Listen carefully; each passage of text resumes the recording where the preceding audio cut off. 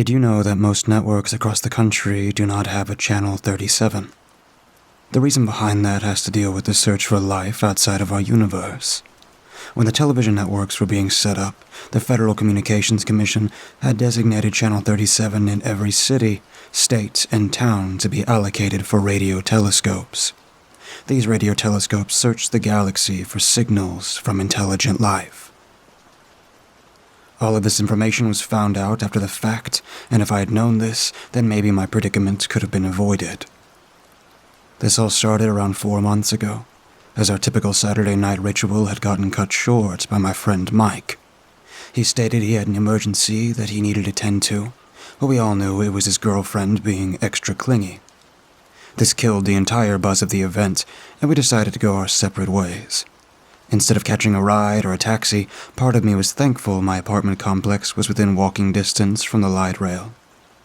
Back at my apartment complex, my intoxicated mind started manually flipping through the channels.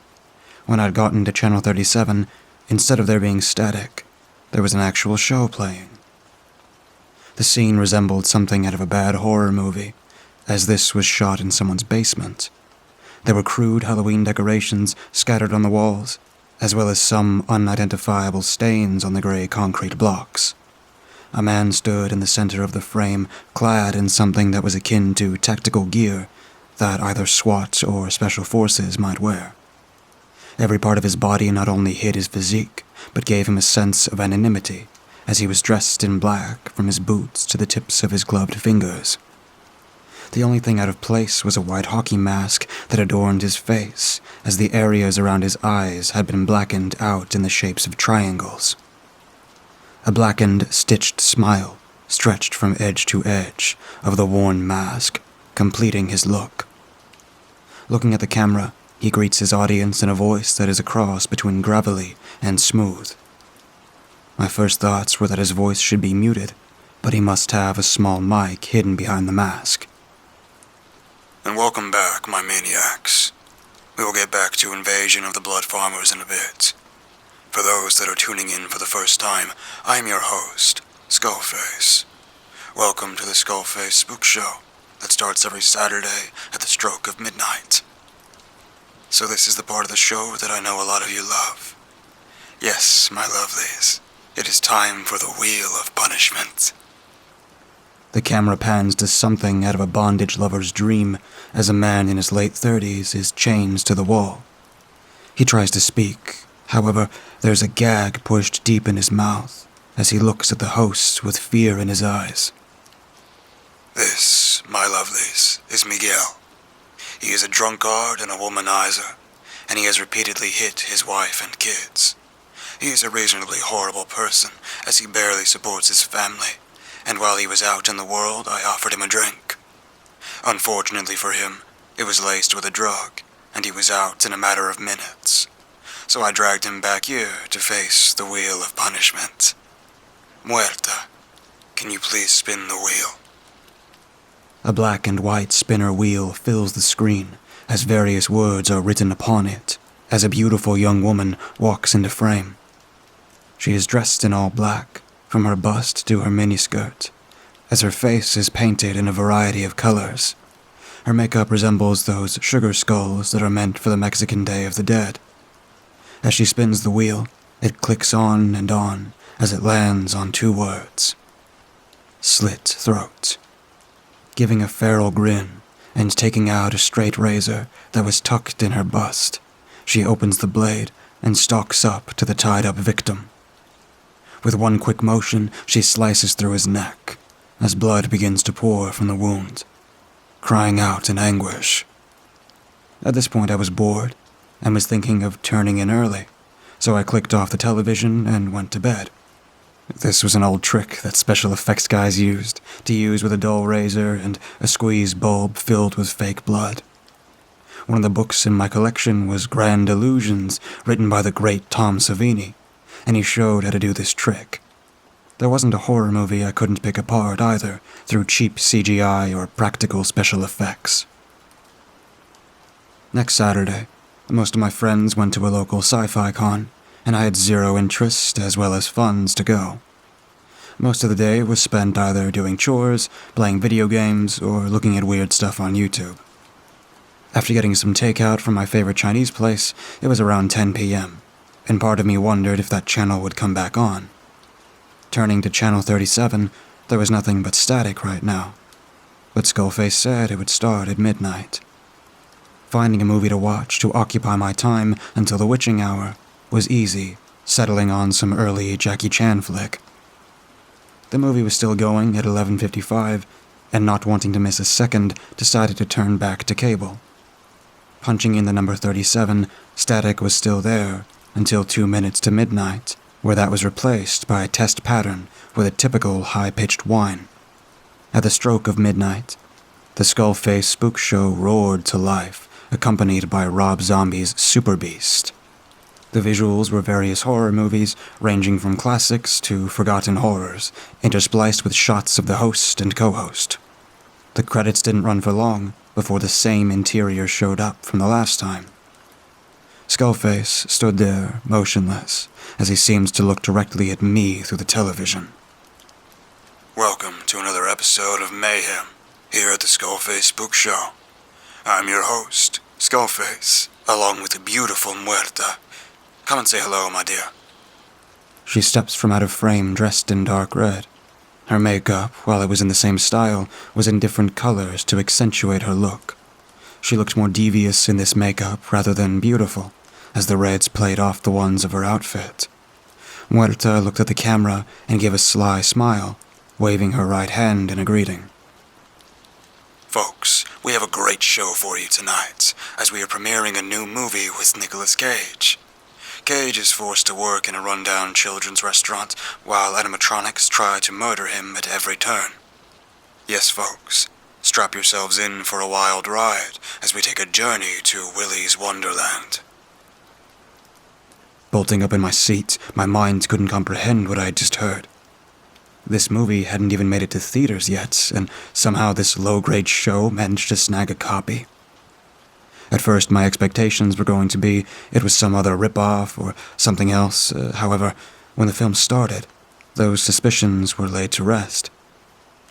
They were really showing this film, and without giving away any of the plot or story, this is a film that needs to be experienced. Interspersed between the movie were short segments that cut back to the studio. Skullface would give his opinion on the movie, riffing on what happened before the last break. Other breaks would be filled in with either short horror films or cartoons that fit in that genre. Recognizing some of the shorts from YouTube coming from Crypt TV, and the cartoons were pulled from Hell of a Boss. At around halfway through the film, the camera cut away to a view of the floor of the studio. The camera quickly panned up to see a young woman strapped to a hospital gurney. She was bound and gagged as she squirmed against the worn leather restraints. As the camera returns to a fixed position, Skullface stepped into frame, addressing his audience. Welcome back, friends. For those of you watching for the first time, I'm Skullface, and you're watching the Skullface Spook Show. We'll be getting back to more Cage carnage in a few moments, but right now, this is the part I know most of you sickos love. It's time for the Wheel of Punishment. Moving over towards the gurney, like a big cat stalking his prey, Skullface looks down at his captive. This here is Alyssa. Her boyfriend Sean was loyal to her without a fault. However, she was less than faithful. So much, in fact, that she had gotten pregnant from another man and then lied to him about it being his.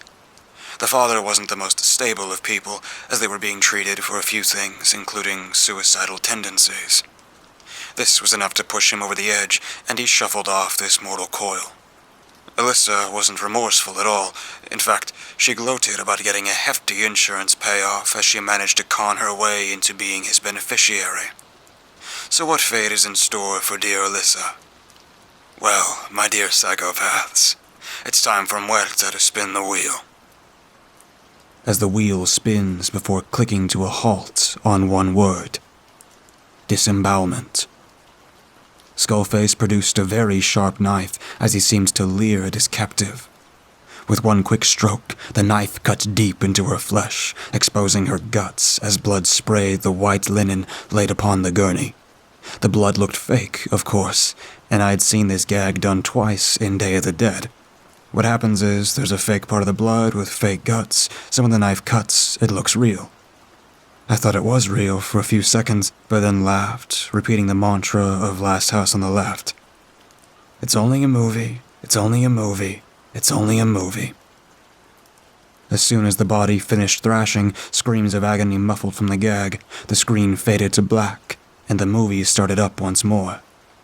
The last half of the show was only interrupted twice more, once for some more commentary, and the last with announcements including a sneak peek at next week's episode. At that point, I was hooked. This became my weekend ritual, as I turned into the Skullface spook show every time. Each weekend a different movie, as some were schlocky messes like Plan 9 from Outer Space or Attack of the 50-Foot Woman. Others were either classics or modern horror, like Night of the Living Dead or Color Out of Space. It would be the same thing each and every weekend, as the wheel of punishment was spun each and every time with different victims. Robbery, murder, kidnapping, rape, torture. Each of these criminals were dealt with in the same way. The wheel was spun, and it landed on a different punishment each and every time. Chainsaw, acid, mummification, embalming, decapitation. Part of me stopped wondering how this was being done and just went with it. I knew it was fake, and there was always an explanation to how this was done. However, the weird part was that this show wasn't available anywhere else other than Channel 37. There wasn't any partial broadcasts on YouTube, Twitch, Dailymotion, or Venmo, and not even torrents of the show existed. Google searches either brought up local festivals or makeup tutorials on how to do a Halloween makeup. There were times that I wanted to record the show. However, I would either forget or something would go wrong and it wouldn't show up on my DVR. The last episode I watched was last week, and it never made me want to tune in for another episode. At midnight, the show started as it usually did, as the movie was announced. I think it was Hellfest, and things progressed normally. That is, until the Wheel of Punishment. Strapped to a wooden structure in the shape of an X was someone that I recognized almost immediately. However, before I could speak, Skullface appeared on screen. And welcome back, my lovelies. This here is Sam, and he has been a real bad boy. Sam works for a major multinational corporation and has been embezzling money from them for at least 3 years. My jaw hung open, as we had gone to the same college together, and were roommates for a semester. He was a good kid, never getting in trouble or getting out of control at various parties that we went to. How much did he steal from his workplace? $10 million. And he wasn't going to stop there, as he used this money for drugs, women, and partying. He did not care that he was stealing from other people who worked harder than he had. All he wanted was to have a good time, and now, here he is. Muerta, please spin the wheel for this thief. Muerta seems to glare at Sam as the wheel clacked by the various outcomes that would befall my friend. I even saw one of the spaces go by slowly that just read, "Go free." However, it did not land on that space. The space it did land on had only 2 words. Nail gun. Skullface's voice picked up an octave as if he was an excited kid on Christmas morning. Oh my, this is a rare treat, folks.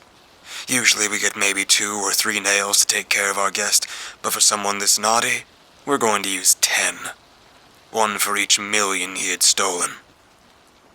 Sam's whimpering was cut by the clack of the nail gun's clip being slammed home. Frozen in my seat, all I could do was watch Skullface come up to him and push the nail gun against his calf before announcing, 1. The nail gun jerked as Sam's muffled screams could be heard as the nail was embedded deep within his calf. Before anything else happened, I scrambled to reach the remote to turn off the television. Now flooded with adrenaline, my mind whirled with the possibilities of what just happened. Picking up my phone and calling Sam only resulted in it going straight to voicemail. This was all real. It had been, all along. I was just blind to see the truth. Storming out of my apartment, I ran the 4 blocks to the police station, fueled by both fear and rage. Busting into the lobby at around 1 a.m., the front desk clerk looked at me with a mix of horror and confusion. "You have to help my friend," is the only thing that I could manage to blurt out. He motioned for me to have a seat and stated that someone would be with me shortly. After 30 minutes, part of me wanted to leave and go back home and sleep off this night and forget this ever happened. The detective came out from the back offices and motioned for me to follow him back. Winding through rows of cubicles that were mostly empty, we came into his office as he asked me to have a seat. He asked me what had happened. However, what was I going to say?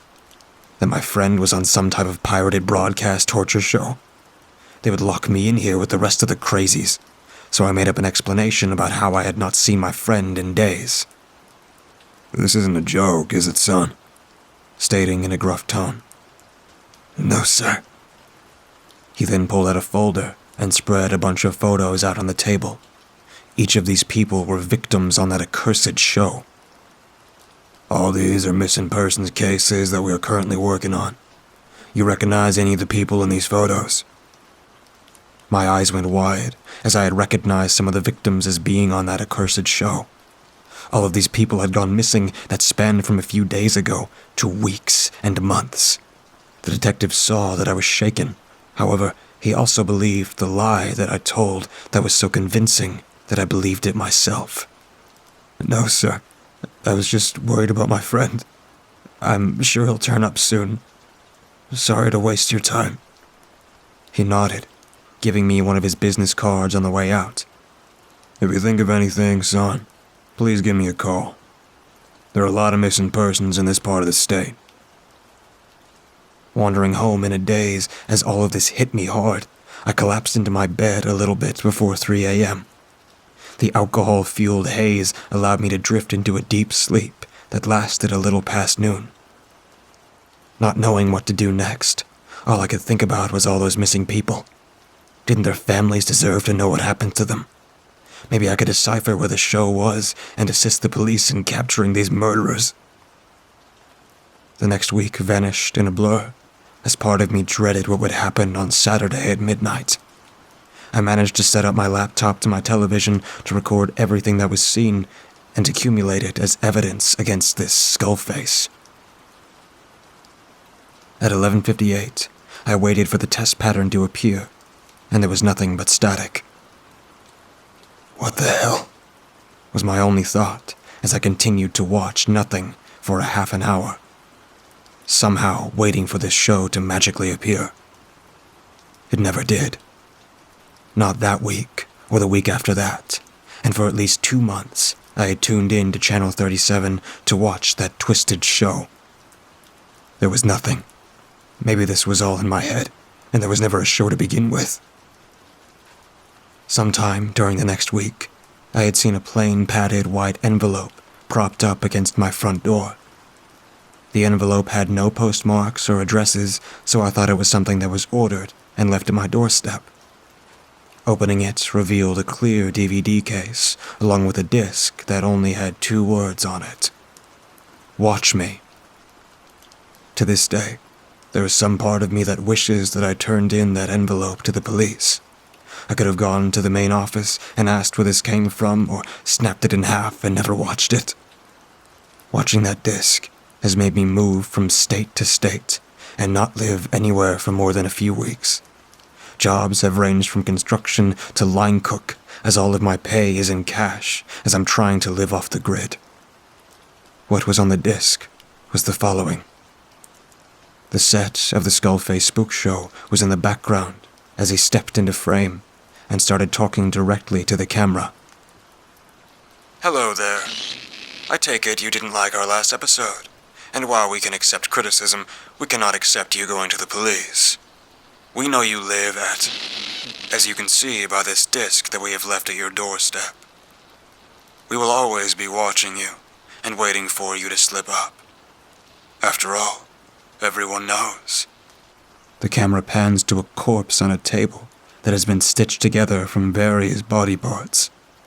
Sam's head sits on top, with a nail driven right between the eyes, as the arms and legs have come from various people that were executed on the show. All I could do was look in horror as the disc finished, as it panned up, Skullface's mask taking up the entire frame. Snitches get stitches.